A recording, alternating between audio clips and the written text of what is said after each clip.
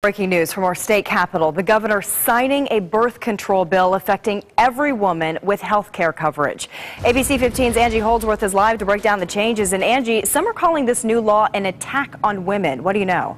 Yeah, you're right. That's the type of emotion that's been surrounding this topic for a very long time. And, supporters of this bill are equally passionate, saying this is about religious freedom. And that's the type of debate we've been hearing down here at the Capitol for the past several months. Now, let's explain briefly how the current law works. Currently, employers are generally required to provide contraception coverage. Now, what's excluded from that are churches. They're excluded from that requirement. Now, with the governor's signature today, any employer that formally identifies as a religious-oriented organization, say like a church-affiliated hospital or a charity, would not be required to cover the contraceptions for birth control purposes. Now, they would still have to provide those medication coverage if it were for other medical purposes. Now, Planned Parenthood and the ACLU spoke out about the governor making this signature here today, and they were very disappointed and concerned.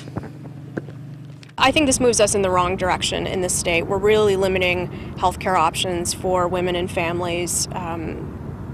Nothing good can come of that ultimately.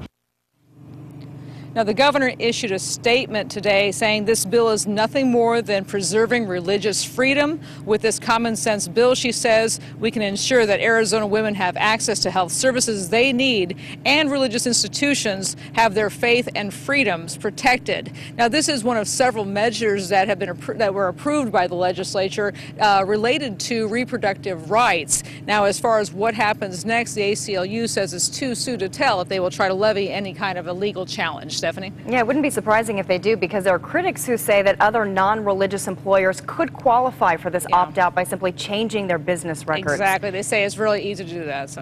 All right, Angie, thank you.